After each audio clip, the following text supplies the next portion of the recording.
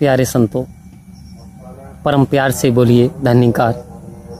दास आशा करता है कि आप स्वस्थ होंगे, सतगुरु का गुणगान गा रहे होंगे, ईश्वर की कृपा आप पर हो रही होगी। संतों ने कहा कि प्रदूषण अंदर हो या बाहर, दोनों ही खतरनाक हैं। आओ संत महात्माओं, हम बाहर के प्रदूषण को तो जानते हैं कि बाहर का प्रदूषण तो हमें नज़र आता है, हमारे आसपास होता है, तो कहीं स्मेल है ऐसी आती है, दुर्गंध आती है तो पता चल जाता है, कहीं कूड़े का करकट का ढेर है।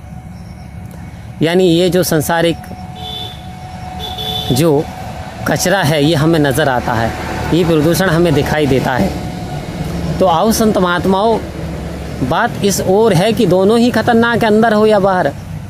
अभी अंदर वाला प्रदूषण क्या है और इसे कैसे ख़त्म करें?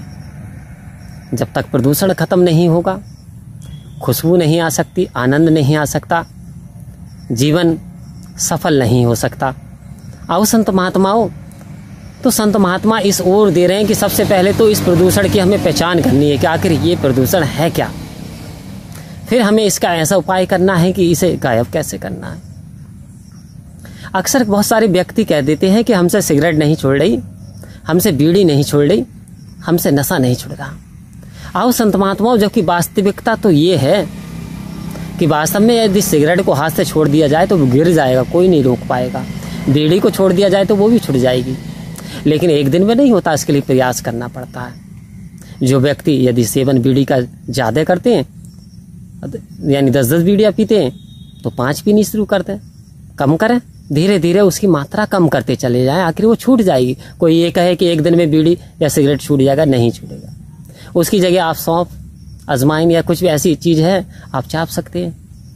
आओ संत महात्माओं, ठीक इसी प्रकार से ये जो अंदर का प्रदूषण है, ये जो हमें धीरे धीरे ही निकालना होगा और इसकी जानकारी होना बहुत ज़रूरी है।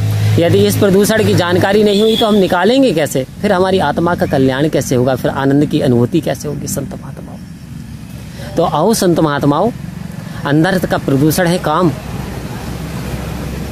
अहंकार, क्रोध, लोभ, जलन, ये सब के सब प्रदूषण हैं, ये सारी की सारी गंदगी है। आओ संत महात्माओं, इससे सबसे बड़ा प्रदूषण बता दिया। यदि इंसान के पास अहंकार है ना, अहंकार, और इस प्रदूषण को इंसान निकाल दे अहंकार के, तो धीरे धीरे अन्य प्रदूषणों को भी गायब कर सकता है। उससे ज़्यादा खतरनाक काम की भावना है। काम की भावना के मदहोश होकर के इंसान भूल जाता है, यानी इस ओर भूल जाता है, अच्छा बुरा भूल जाता है और बुराई की ओर बढ़ जाता है, जिसकी फिर आगे को उससे का जीवन नष्ट हो जाता है। आओ संत महात्माओं, इंसान को देखें तो इंसानियत, ज़्यादातर इंसान ने इंसानियत ही छोड़ दी। पहले लोग रहते थे, 4 छप्पर का डाल लिए साइड, खुले मैदान में ऊपर से छत सी ऐसे डाल दी, घास फूस की छत डाल लेते थे और बड़े आनंद से सोता था। कोई दरवाज़ा नहीं, कोई ताला नहीं, यदि दरवाजे का खिड़की होता भी था कुत्ते उत्ते के लिए तो कोई ताला नहीं लगता था। आदमी जानवर से डरता था, लेकिन आज इंसान से भयभीत है, इंसान से डर रहा है। तो आओ संत महात्माओं, तो इसका मतलब क्या? इंसान जानवर बन चुका है। इंसान कहने के लिए तभी तो सतगुरु ने कहा मनुष्य मनुष्य भव, हे इंसान तू इंसान बन जा।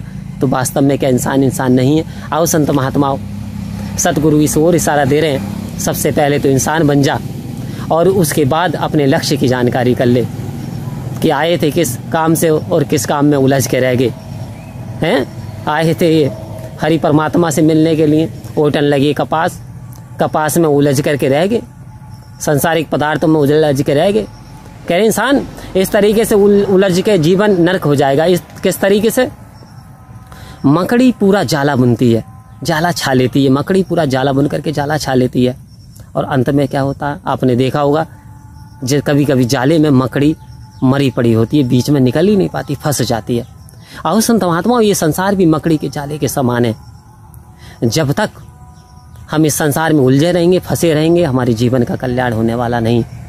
और हम इस मन में एक परमात्मा को बसा लें, रचा लें, बैठा लें, तो वास्तव में ये जो मन के विकार हैं ये दूर हमारे हो जाएंगे। यानी अंदर का प्रदूषण बाहर हो गया तो समझ लो हमारे जीवन में सफलता के रास्ते खुल गए, हमारे जीवन में आनंद की अनुभूति होने लगी, हमारे जीवन में सदगुरु की कृपा बरसेगी, हमारा जीवन खुशियों से भर जाएगा। आओ संत महात्माओं, तो सदगुरु इस ओर इशारा दे रहे, बस करने की जरूरत है कि सेवा, सत्संग, सुमरण, परमात्मा पे विश्वास, परमात्मा से प्यार, अपने संत महात्माओं से प्यार और अन्य जितने प्राणी जीव जंतुओं से प्यार। यही तो परमपिता परमात्मा कहता है। क्या कह रहे हैं कि मुजस्मा बन जा, प्रेम का स्रोत बन जा।